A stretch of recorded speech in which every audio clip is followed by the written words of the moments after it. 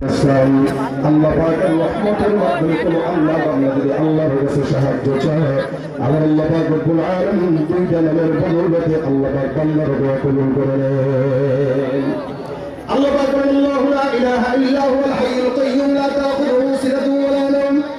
এমন একজন রবের কাছে যাবেন যে রবের কোনো ঘুম দরকার হয় না।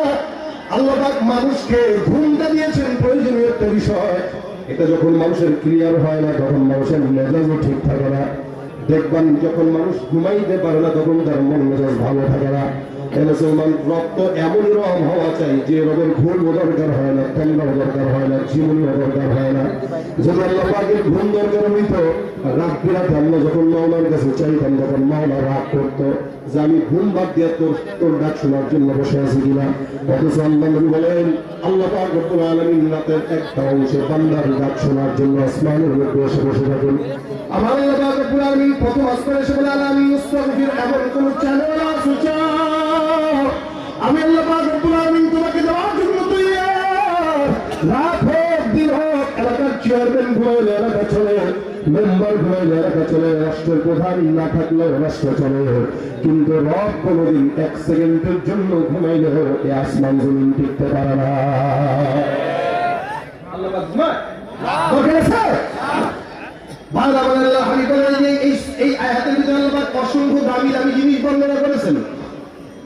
আমার আল্লাহ পাক রব্বুল আলামিন বলেন, এই কারণে এটার দাম বেশি। আল্লাহ নবী বলেন, এটা ইসলাম। কেউ যদি এটা দিয়ে আল্লাহর কাছে চায়, আমার আল্লাহ পাক বান্দাকে দিতে দেরি করে না।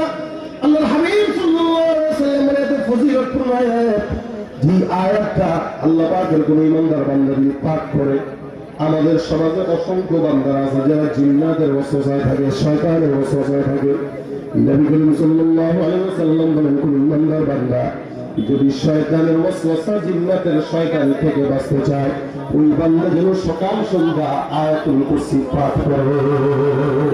অনেকে আছে জিন্নাতের সমস্যা, কারো যেন অমুকে কারো যেন করে, অমুকে শব্দতা করে, তাবিজ করে, কবজ করে, রাস্তায় কাছে যায়, ধান্দাবাজি করে। এগুলোর জন্য খুবই কাছে লাগে আয়াতুল কুরসি পাঠ করেন, দেখবেন আল্লাহ পাক আপনার সকল প্রকার ঝামেলা দূর করে দেন। এই কি সব আল্লাহ পাক বান্দা আমার উপরে যতটুকু ধারণা করবে, আমি বান্দার উপরে ততটুকু দান করে দিব। সুবহানাল্লাহ। আপনার ধারণা যদি থাকে আল্লাহ মনে হয় এটা পারবে না, আল্লাহ বলবে আমি করে দিব না। আর যদি ধারণা থাকে না আমার আল্লাহ পারবে না, তো পারবে কে? আল্লাহ বলবে, তুই যা বলবি আমি আল্লাহ পাক সেটাই তোর জন্য অর্ডার দিয়ে দিলাম, যা হয়ে যাবে। আপনার নিয়ত যতটুকু আল্লাহ পাকের জন্য ফরজ ততটুকু। আনা ইন্না যান্নি আবদি